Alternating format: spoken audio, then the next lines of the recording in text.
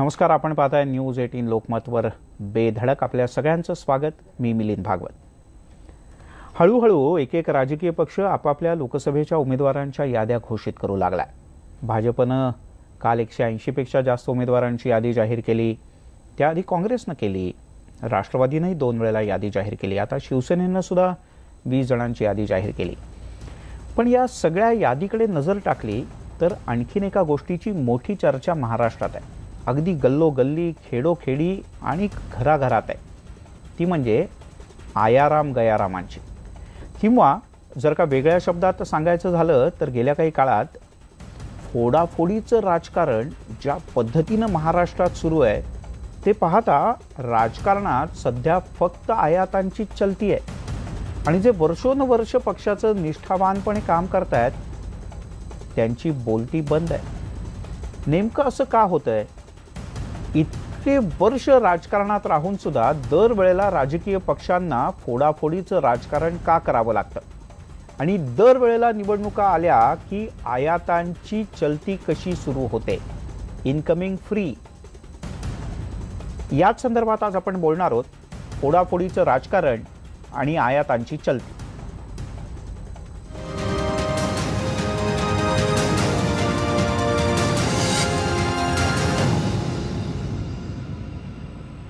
आणि याचबद्दल आपण बोलणार आहोत. आपल्यासोबत श्रीकांत साबळे आहेत, निवासी संपादक आहे पुण्यनगरीचे. ते पुण्याहून या चर्चेत सहभागी होत आहेत. अतुल लोंढे प्रवक्ते आहेत काँग्रेसचे, नागपूरहून या चर्चेत सहभागी होत आहेत.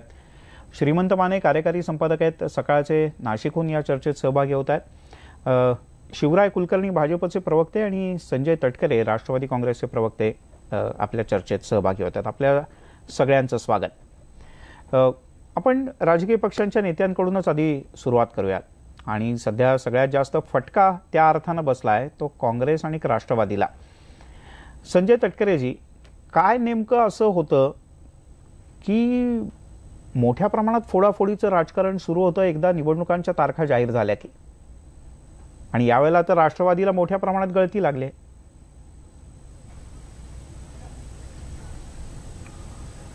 नाही, एक गोष्ट मिलिंदजी लक्षात घ्या की हे काही पहिल्यांदा होताना आपल्याला दिसतंय असं नाही. हो, 2014च्या इलेक्शनच्या आधीही भाजपने हा कार्यक्रम हातात घेतला होता. मला एको येतोय. आपण करतोय दुरुस्त, तुम्ही बोला. हां, तर 2014च्या आधीही भाजपने हा कार्यक्रम हातात घेतला होता. खरं असं आहे की भाजपला स्वतःच्या पक्षाच्या कार्यकर्त्यांवर आणि स्वतःच्या पक्षाच्या संघटनेवर विश्वास नसल्यामुळे अशी परिस्थिती तयार होते. आम्ही ज्या ठिकाणी ज्या उमेदवारांना नाकारलं त्याच नेत्यांना आणि कार्यकर्त्यांना त्यांनी घेऊन तिकिटाचं आमिष देऊन त्यांनी आपलंसं केलेलं आहे. पण त्याचा काही फायदा होईल असं वाटत नाही. आता दिंडोरीबद्दल बोलायचं झालं तर भारतीताई चांगल्या कार्यकर्त्या, पण शेवटी गेल्या वेळेला त्यांना पक्षाने तिकीट दिली होती. त्यावेळेला त्यांना ती निवडणूक लढवून ती जिंकता आली नाही. त्यामुळे यावेळेला पक्षाने असा विचार केला की एका दुसऱ्या चेहऱ्याला संधी द्यायची. आणि त्यांच्या घरातलेही प्रचंड प्रमाणावर वाद होते. तटकरेजी, राहता राहिला प्रश्न रणजित सिंग पाटलांचा. पण रणजित सिंग पाटलांना राष्ट्रवादीने काय दिलं नाही. नाही, मला प्रश्न असा विचारायचा आहे की अनेक वर्ष तुमच्याकडे कार्यकर्ता असतो पण निवडणुकांच्या तोंडावर त्याला पक्षातही घुसमटल्यासारखं व्हायला लागतं. दुसऱ्या पक्षात गेल्यानंतर त्याला ऑक्सिजन मिळणार आहे असं वाटतं. तर हे नेमकं काय आहे? म्हणजे हे तुमच्याकडे इनकमिंग पूर्वी होतच ना, झालीच आहे तुमच्याकडे इनकमिंग, तुमच्याकडे नाही झालेत असं नाहीये. नाही, ते होतच असतं. मी तेच म्हणालो की एखाद्या कार्यकर्त्याला जेव्हा असं वाटायला लागतं की आपल्याला पक्षाने जे दिलंय ते कमी आहे आणि दुसरा पक्ष आपल्याला काहीतरी जास्त देऊ शकेल, त्यामुळे हे इनकमिंग होत असतं. अतुल लोंढे आहेत आपल्यासोबत, म्हणजे शिवराय कुलकर्णी आहेत, पण आपण त्यांच्याकडे सगळ्यात शेवटी जाऊयात कारण त्यांच्याकडे सगळ्यात जास्त इनकमिंग फ्री आहे 2014 पासून आजपर्यंत. अतुल लोंढेजी, का असं नेमकं पक्षाच्या कार्यकर्त्याला असं वाटू लागतं की आता इतके वर्ष आपण पक्षात काम करतोय, आपलं काही खरं नाही, आयारामांचीच चलती आहे, आणि मग तो पक्ष सोडून जातो? हा असा आहे मिलिंद की जगातला सगळ्यात मोठा पक्ष 12 कोटीपेक्षा जास्त ज्याचे सदस्य आहेत त्याला मोदींच्या लाटेमध्ये सुद्धा दुसऱ्या पक्षाकडून आयात करावी लागते. म्हणजे आता हे 66 आमदार जे आहेत सिटिंगमध्ये, या 123 आमदारांपैकी 66 आमदार हे राष्ट्रवादी काँग्रेस आणि काँग्रेसमधून तिकडे गेलेले आहे. आणि पारदर्शक मुख्यमंत्री जे आहे आपले, त्यांचं फेमस वाक्य आपल्याला आठवत असेल, पालघरच्या पोटनिवडणुकीमध्ये त्यांनी सांगितलं होतं की साम दाम दंड आणि भेद या सगळ्या गोष्टी वापरायच्या, पण लोक आपल्याकडे आणायचे आणि आपल्याला ती निवडणूक जिंकायची. तर हे खूप लोकशाहीचे प्रेमी, लोकशाहीचे समर्थक, आचार विचार स्वातंत्र्याचे समर्थक जे आहे, त्यांची पद्धत जी आहे कशी आहे, कार्यशैली कशी आहे, हे आपण या निमित्तानं गेल्या 2014च्या निवडणुकांपासून आतापर्यंत बघत आहोत. काही लोक अतिमहत्वाकांक्षी असतात, त्यांना सत्तेमध्ये जाणंच हे महत्वाचं वाटत असतं, त्यामुळे ह्या गोष्टी घडत असतात. पण इतक्या मोठ्या प्रमाणावर ईडीचा वापर असेल किंवा इन्कम टॅक्सचा वापर असेल, हा सुद्धा मोठ्या प्रमाणावर आपण बघितलाय. म्हणजे आता फक्त विधानसभेची गोष्ट नाही आहे, तर कॉर्पोरेशनच्या निवडणुकांमध्ये सुद्धा तुम्हाला थोडंसं आशा करता थांबवतो की अशी काही परिस्थिती नाहीये की काँग्रेसमधलं कायम आउटगोईंगच झालं, काँग्रेसमध्ये इनकमिंग झालंच नाही, अशी काही स्थिती नाहीये. मला काही वेगळी नावं घ्यायला नको, तुम्हालाही अनेक नावं माहिती आहेत, माझ्यापेक्षा जास्त नावं तुम्हीही सांगू शकाल कदाचित. आणि असंही काही नाहीये की फक्त निवडणुकांच्याच वेळेला ईडीची धमकी दिली जाते, बाकी 4 वेळेला दिली जाते. त्याची उदाहरणं तुम्हाला माहिती आहेत, तुम्ही चर्चांमधून सांगितलं. फंडामेंटल डिफरन्स आहे. नाही, एक मूळ फरक बघा, मी तुम्हाला सांगतो मूळ फरक बघा, की आता एखाद्या कार्यकर्त्याला काही भीती दाखवून जर येत असेल, त्याच्यावर जर सत्तेचा गैरवापर करून जर हा प्रकार होत असेल, तर त्याच्याकडे वेगळ्या दृष्टीनं पाहिलं पाहिजे. आणि एखादा कार्यकर्ता नाराज असेल, जसं आता काल ते बाळू धानोरकरजी जे आहेत, सिटिंग आमदार आहेत शिवसेनेचे वरोऱ्यामधले, त्यांनी राजीनामा देऊन टाकलेला आहे. तर एका याच्या नाराजीतून येणे किंवा एखाद्या पक्षामध्ये जाणे, हा जो फरक आहे, मूळ फरक जो आहे, याच्यामध्ये आपण लक्ष केलं पाहिजे. म्हणजे कोणी काय असं म्हणू शकत नाही की आमच्या पक्षामध्ये आला आम्ही घेत नाही, किंवा दुसऱ्या पक्षाला आम्ही ओढून आणतो किंवा नाही आणत, तो प्रश्न नाही आहे. पण हा जो मूळ फरक झालेला आहे, हा लोकशाहीच्या मुळावर उठलेला आहे. म्हणून आपण काय करतो आहे आणि याचा बळी आपल्याला उद्या पडू लागू शकतो. आणि लोकशाहीला हे मारक आहे, याचा विचार जो आहे तो केला पाहिजे. या अनुषंगाने पण या प्रश्नाकडे आपण बघितलं पाहिजे. ठीक आहे, आपण पाहूयात. शिवराय कुलकर्णी, तुमच्या इनकमिंग रहस्य नेमकं काय आहे? कारण असा कुठलाच पक्ष नाही राहिलेला की ज्याच्यातनं तुमच्याकडे इनकमिंग झालं नाही.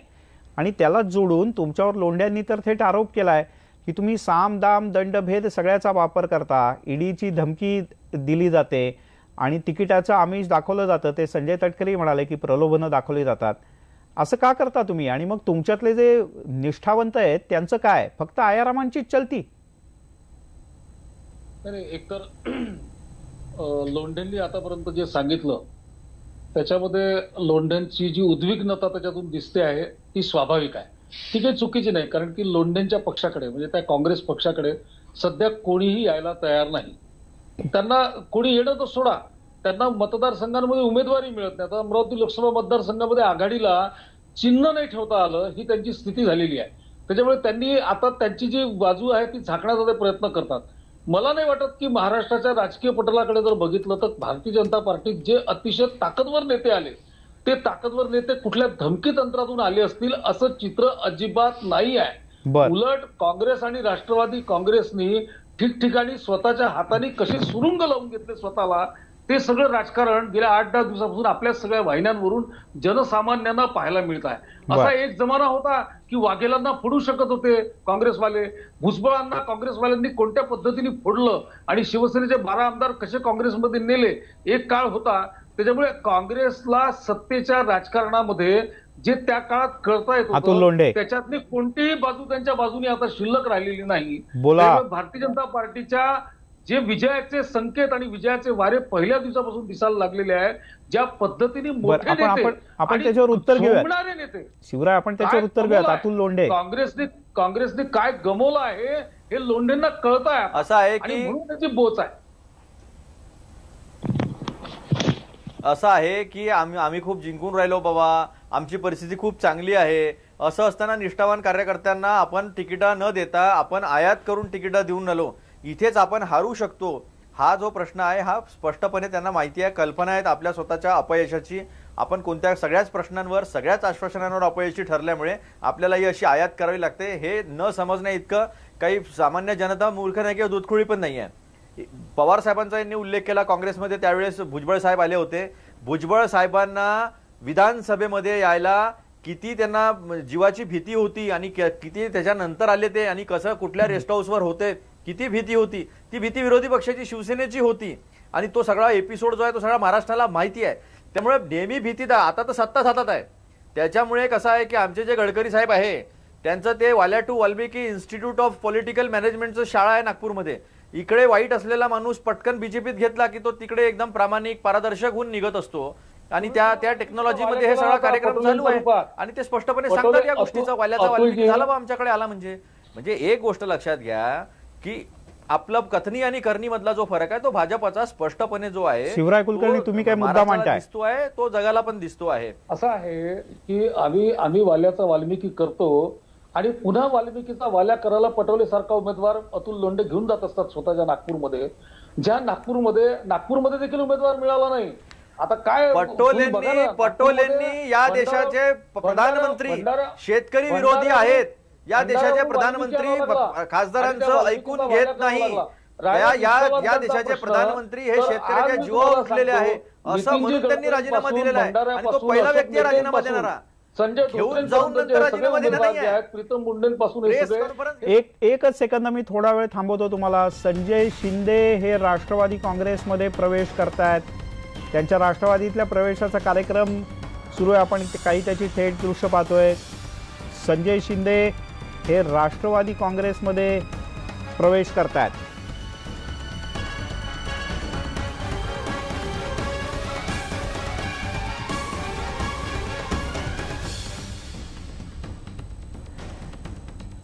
त्यांना संजय मामा म्हणून संपूर्ण जिल्ह्यात परिचित आहेत ते आणि संजय मामांचा राष्ट्रवादी काँग्रेसमधला प्रवेश आहे. म्हणजे एकीकडे शिवराय कुलकर्णी, संजय तटकरे आणि अतुल लोंढे बोलत असताना पुन्हा एक तिकडे कदाचित ते म्हणतील की म्हणजे काय माहेरी परत आले असं कदाचित म्हणतील तटकरेजी. पण हे असं येणं जाणं कसं छान सुरू आहे. आता निवडणुकांच्या तारखा लागल्या आणि आता उमेदवार जाहीर व्हायला लागले. त्यामुळे आपण श्रीमंत माने सरांकडे जाऊयात. माने सर, ही तर काही गोष्ट महाराष्ट्रालाही नवीन नाही आणि पण ठीक आहे, एक छोटीशी प्रतिक्रिया संजय तटकरे यांची. संजयजी बोला. नाही, आपण जे मुद्दा मांडला ना की भाजपचा हा मास्टर स्ट्रोक आहे असं भाजपवाले म्हणतात किंवा नितीन गडकरी जे करतात किंवा मुख्यमंत्री जे साम दाम दंडभेद करून वापरतात, त्यांनी एक लक्षात घ्यायला पाहिजे या भाजपच्या नेत्यांनी आणि कार्यकर्त्यांनी की ह्याच्यातले आम्हीही काँग्रेस असेल किंवा राष्ट्रवादी, आम्हीही ह्याच्यातले पुराणे खिलाडी आहोत ना. म्हणजे जर तुम्ही गरवारेमध्ये करत असाल तर आम्हीही जिथे तो मतदारसंघ आहे तिथे जाऊन आम्ही प्रवेश करू शकतो की. त्यामुळे तो मुद्दा नाहीये. मुद्दा असा आहे की ही जी लढाई आहे ही कुठल्या मुद्द्यांवर लढणार आहे बीजेपी आजच्या तारखेला जे शेतकऱ्यांचे हाल चाललेले आहेत, जे बेरोजगारी आहे, ज्या उद्योगधंदे कमी झालेले आहेत, लोकांना नोकऱ्या मिळत नाहीत, कामधंदे मिळत नाहीत, या सगळ्या विषयांवर बीजेपी लढणार आहे की आमच्याकडे किती इनकमिंग चाललंय आणि तुमच्याकडनं किती आउटगोइंग चाललंय. याच्यावर आपण घेऊयात. आपल्यासोबत ज्येष्ठ पत्रकार आहेत, भाजपचे कार्यकर्ते फार खुश होऊन निवडणुका लढणार आहेत. निश्चितपणे आपल्यासोबत विविध मान्यवर आणि पत्रकार आहेत. आपण त्यांच्याकडनंही काही मुद्दे जाणून घेण्याचा प्रयत्न करूयात. श्रीकांत साबळे आणि श्रीमंत माने आपल्यासोबत आहेत.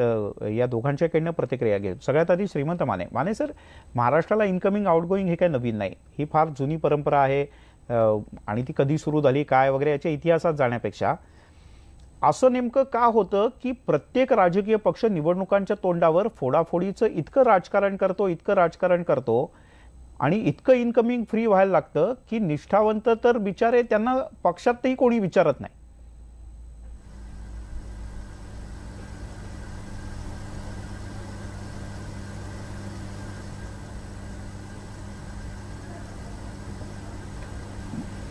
माने सर, माझा आवाज पोहोचतोय तुमच्यापर्यंत? हा, माझा आवाज येतोय तुमच्या? हो, बोला. हा, काय आहे की हे निष्ठा वगैरे हे सगळे आता तोंडी लावायचे सगळे शब्द आहेत. हा, बोला. ते तिन्ही पक्षांचे प्रवक्ते जे आहेत ज्या पद्धतीने हे सांगतायत तर त्याच्यावरून असं लक्षात येतंय की ही सगळी बजबजपुरी झाली आहे. पहिली गोष्ट अशी आहे की राज्यातली एक 15-20 घराणी अशी आहेत की त्या घराण्यांना सत्तेपासून दूर राहणं अजिबात सहन होणार नाहीये किंवा ते त्यांना आवडत नाही आणि त्यामुळे जो पक्ष केंद्रात राज्यात सत्तेवर असेल त्या पक्षाकडे जाणे हा या सगळ्या घराण्यांचा आतापर्यंतचा इतिहास आहे. आणि आपण पाहिलं की आता अलीकडच्या काळामध्ये जे भाजपमध्ये गेलेले जे 2-3 जे प्रमुख नावं आहेत तर ते असं आहे की त्यांच्या घराण्यामध्ये अगोदरपासूनच 2-3-4 वेळा या पद्धतीचे पक्षांतर झालेले आहेत. बरोबर. दुसरी गोष्ट अशी आहे की पैसा हा खूप मोठा फॅक्टर आहे आताच्या निवडणुकांमध्ये आणि त्यामुळे एक घराण्यांच्या पलीकडे एक नवीन फॅक्टर नवीन नेतृत्व अशा पद्धतीचं आपल्याला ग्रामीण आणि शहरी भागामध्ये दिसतं की ज्यांच्याकडे भरपूर पैसे आहेत आणि मग ते काय करतात की आपल्याकडे जर पैसा आला असेल तर प्रतिष्ठा पाहिजे आणि प्रतिष्ठा जी आहे ती सहजपणे आपण जिथून निवडून येऊ शकू अशा पक्षामध्ये जायचं त्यांच्याकडून तिकीट घ्यायचं आणि प्रतिष्ठा मिळवायची संसदेत जायचं किंवा विधिमंडळात जायचं. आणि आता असं लक्षात आलंय की याला कुणी अपवाद नाहीये कारण हे आयडियोलॉजिकल फाईट वगैरे आता काही राहिलेलं नाहीये. एन केन प्रकारे सत्ता मिळवणे सत्तेच्या ठिकाणी पोहोचणे विजय मिळवणे आणि पैसा त्याच्यात गुंतवणे आणि गेल्यानंतर पुन्हा पैसा काढणे या पद्धतीच्या एका व्हीसीएस सर्कलमध्ये एका दुष्टचक्रामध्ये आपण सगळेजण अडकलेलो आहोत. आणि हे सगळे राजकीय पक्ष जे आयडियोलॉजिकल फाईटच्या गोष्टी करतात विचारधारेच्या चर्चा करतात त्याच्याशी काहीही याचा संबंध नाहीये. हे आता क्लिअर कटपणे या पद्धतीचा एक पॉलिटिकल बिझनेस झालेला आहे राज्यभर किंवा देशभर की हे याला कुणी अपवाद पण नाहीये. त्यामुळे अशा बाजारपेठेमध्ये आपण पडलेलो आहोत राजकारणाच्या. बरोबर. माने सर तुम्ही इतक्या स्पष्टपणे बोललायत की या तीनही राजकीय पक्षांचे जे प्रवक्ते किंवा नेते आहेत त्यांच्यापैकी हे जाहीरपणे कोणी मान्य करेल का नाही मला माहित नाही. बघूयात प्रयत्न करूयात आपण हे मान्य करतायत का.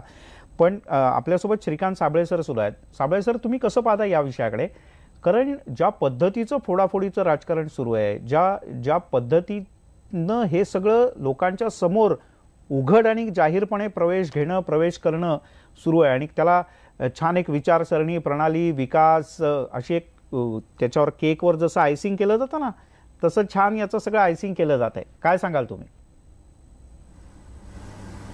मुळात माने सर जे बोलले त्यात वस्तुस्थिती आहे. आज पश्चिम महाराष्ट्रातलं जर राजकारण आपण पाहिलं किंवा जे आता गेल्या काही दिवसापासून घडामोडी घडत आहेत तर त्यामध्ये असं दिसून येतं की जे आता पक्षांतर करत आहेत जे नेते आहेत परवा रणजितसिंह मोहिते पाटील असेल सुजय विखेंनी केला त्यानंतर आता जो पक्षप्रवेश आहे संजय मामा शिंदे तर ह्या सर्व नेत्यांनी आतापर्यंत एकच पाहिलं की सत्ता मिळवणे आणि त्या सत्तेतून पुढं जी काही वाटचाल आहे ते आपली करायची. आज पश्चिम महाराष्ट्रातील जे काँग्रेस राष्ट्रवादीचं जे बालेकिल्ला म्हणून आपण संबोधतो हो तर या ठिकाणी या सर्व नेत्यांकडे काँग्रेस राष्ट्रवादीच्या सहकारी संस्था असतील साखर कारखानदारी या सगळ्या संस्था होत्या परंतु त्या आज काहीशा मोडकळीस आलेल्या आहेत. तर त्याला ज्या काय ऊर्जित अवस्था द्यायची असेल तर शेवटी सत्तेत जे काही नेतृत्व आहे त्याची मदत घेणे क्रमप्राप्त आहे आणि त्या दृष्टीनंच हे सगळं पक्षप्रवेश घडत आहेत असं मला या ठिकाणी नमूद करावंसं वाटतं. बरं आपण आता ना माने सर आणि साबळे सरांनी सांगितलेल्या मुद्द्याला थेट आपण आता या तीनही राजकीय पक्षांच्या प्रमुखांना प्रश्न विचारूयात कारण परत ती सगळी जंत्री वाचायची काही कारणं नाहीत की कोण कुठल्या पक्षात गेला आधी कुठल्या पक्षात होता पुन्हा किती वेळेला त्यानं पक्ष बदलला याच्यात जायचं काही कारण नाही. आपण संजय तटकरे यांच्यापासून सुरुवात करूयात कारण सध्या त्यांच्या पक्षात प्रवेश आता सुरू आहे थेट बारामतीमध्ये. संजयजी जे श्रीमंत माने आणि साबळ्यांनी सांगितलं तुम्हाला मान्य आहे आता पक्ष विचारसरणी निष्ठा वगैरे अशा काही गोष्टी राहिलेल्या नाहीत. नाही हे सगळ्याच नेत्यांबद्दल आणि सगळ्याच कार्यकर्त्याबद्दल म्हणता येणार नाही कारण असे बरेच कार्यकर्ते असतात जे आयडियोलॉजी घेऊन चाललेले असतात आणि निष्ठा त्यांची अनेक वर्ष त्याच पक्षामध्ये काम करून समाजकार्य करत असतात राजकारण करत असतात. पण काही अंशी माने साहेब म्हणतात ते बरोबर आहे की काही वरिष्ठ नेते असतात ज्यांनी सगळी पदं भोगलेली असतात किंवा जे आमदार झालेले असतात खासदार झालेले असतात ज्यांच्याकडे बँका ताब्यात असतात अशांना कदाचित हवा बघितली की थोडंसं चलबिचल त्यांच्यामध्ये होते आणि काहीतरी मिळवण्यासाठी परत त्यांना कुठल्या तरी पक्षाचा आसरा घ्यावासा वाटतो. ही वस्तुस्थिती आणि ते ती नाकारता येणं शक्य अतुल नाही. लोंढे, बरोबर आहे ना. असं आहे की माने सर जे बोलले ते त्यांच्या संदर्भामध्ये होतं की ज्यांचे एवढे परिवर्तन झालेले आहे, इकडून तिकडे तिकडून इकडे, आयाराम गयाराम ही कन्सेप्टच त्याच्यामुळे पडलेली आहे. तर ती जी कन्सेप्ट आहे ती काही चुकीची आहे असं कोणी म्हणू शकणार नाही. पण एवढं मात्र गोष्ट खरी आहे की सरसकट जर आपण हा नियम सगळ्यांना लावला तर जे निष्ठेने काम करताय, कुठलाही पक्ष असो, जे निष्ठेने काम करताय त्यांच्यावर थोडंसं ते अन्याय झाल्यासारखं होईल. डेफिनेटली माने सर, ही आयडिओलॉजीची लढाई आहे, विचाराची लढाई आहे आणि ती कायम राहील. आणि विशेषतः जेव्हा देश विभागला गेलेला आहे तर त्यामुळे विचारांची लढाई जर आज आपण केली नाही तर एवढ्या कष्टाने, त्याच्यात सगळे तुमच्या आमच्या पहिलेची पिढी आहे, आपण सुद्धा आहो, कष्टाने हा जो देश लोकशाहीकडून विकास करत आलेला आहे तो टिकवायचा असेल तर विचारांची लढाई करावीच लागेल. आणि जे लोक करू शकतात त्यांना निष्ठेने करावी लागेल. पण तुम्ही जे म्हणता त्याच्याशी असहमत होण्याचं काही कारण नाहीये. बरं जी, अतुलजी तुम्ही खूप फारच आयडियालिस्टिक अशा प्रकारची गोष्ट करताय. ती प्रॅक्टिकली किती शक्य आहे हे तुम्हालाही माहिती आहे आणि आपल्या आजूबाजूच्या सगळ्या लोकांना जे चर्चा ऐकतात त्यांनाही माहिती आहे. पण ठीक आहे, काय हरकत नाही. विचारांची लढाई असणं ही चांगली गोष्ट आहे आजच्या काळातही आदर्श. पण ह्याच म्हणजे तुमचाच प्रश्न पुढे मला शिवराय कुलकर्णींना विचारायचा आहे, कारण त्यांचं ते कायमच असं म्हणतात, पार्टी विथ द डिफरन्स, आणि आमची लढाई आम्ही कायम विचारांवर श्रद्धा ठेवून आणि विश्वास ठेवून करतो. अतुलजी तुमचाच प्रश्न विचारतोय. शिवरायजी, काँग्रेस आणि राष्ट्रवादीतनं खूप प्रॅक्टिकली बोललो मी. हा नाही, प्रॅक्टिकलचीच गोष्ट चालली आहे. म्हणूनच मला शिवराय कुलकर्णींना प्रश्न विचारायचा आहे की शिवरायजी, काल काँग्रेस राष्ट्रवादीत असलेले नेते आणि त्यांचे हजारो कार्यकर्ते भाजपत आल्यानंतर आयडिओलॉजी, निष्ठा वगैरे सगळं एका रात्रीत बदलतं. आणि मुळात जर का तुमचा पक्ष एवढा स्ट्रॉंग आहे, महाराष्ट्रात एवढं चांगलं काम केलंय, केंद्रात एवढं चांगलं काम केलंय, तर फोडाफोडी कशाला करायला लागते हो तुम्हाला? मला असं वाटतं की पक्ष हा विचारधारेनुसार चालला पाहिजे आणि तो चालतोही. असं आहे. आता अतुल लोंढेंचं बरोबर आहे, त्यांच्याकडे कोणी येऊनच नाही राहिलं त्याच्यामुळे त्यांना श्रीमंत मान्यांचं सगळं म्हणणं पटणार आहे.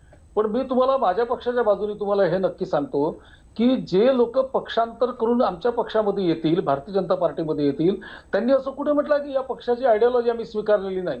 त्यांना या आयडिओलॉजीचा स्वीकार करावाच लागतो. जेव्हा जो कोणी व्यक्ती भारतीय जनता पार्टीचं प्राथमिक सदस्यत्व स्वीकारत असेल त्याला भारतीय जनता पार्टीची जी आयडिओलॉजी आहे, जे आमच्या पंचनिष्ठा आहेत, ज्या विचारांवर आम्ही चालतो आहे त्या विचारांवर त्यांना चालणं बंधनकारक आहे. त्यांनी असं कोणी म्हटलं नाही की ही विचारधारा आम्ही स्वीकारणार नाही. पण शिवरायजी स्वीकारत नाहीत. नाही शिवरायजी, दीर्घकाळ मला फक्त एक शंका तुमच्या ऐकून मनात आली तेवढी विचारतो आणि मग तुम्ही सविस्तरपणे बोला. शंका अशी आली की 2014ला काँग्रेसमधनं भाजपात आलेले तुमचेच विदर्भातले सहकारी नाना पटोले आता पुन्हा काँग्रेसमध्ये गेले 1 वर्ष आधी असताना, आणि आता पुन्हा त्याच नितीन गडकरींच्या बरोबर खांद्याला म्हणजे विरोधात ते निवडणूक लढवत आहेत, ज्यांच्या खांद्याला खांदा लावून त्यांनी 2014 मध्ये प्रचार केला होता. म्हणजे विचारसरणी मान्य केली, परत विचारसरणी त्याजली, कदाचित परत विचारसरणी बदलतील. हे काय गणित आहे? नाही, अगदी बरोबर आहे. आता वाल्मिकीचं वाल्या होणं जर त्यांना पुन्हा आवडलं तर ते लोंढेंकडे गेले, काँग्रेसकडे गेले, आणि निश्चितच काँग्रेसचा विचार ते स्वीकारत असतील हा विश्वास काँग्रेसला वाटला असल्याशिवाय काँग्रेस मला म्हणजे ना खरंच हसू आवरत नाहीये. स्वीकारला असेल. नाही शिवरायजी, मला नक्की आहे की भारतीय जनता पार्टीच्या ज्या निष्ठा आहेत, ज्या वैचारिक आमची बांधिलकी आहे, त्या वैचारिक बांधिलकीशी अलग राहून या पक्षामध्ये कोणी काम करू शकतं का? बरं ठीक आहे. नाही शिवरायजी, तुम्ही मुद्दा खूप छान मांडलाय. हे बघा, निवडणुकीचं जे गणित आहे, निवडणुकीचं यश हे विजयावर अवलंबून असतं. बरं ठीक आहे शिवरायजी, हे तर सगळ्यांनाच माहिती आहे. आकडे शेवटी महत्वाचे असतात. मैदानात उतरल्यानंतर तुम्ही रन शेवटी केल्यात का नाही हे महत्वाचं. तुम्ही धावून केल्या, पळून केल्या का मारून केल्या हा नंतरचा विषय असतो.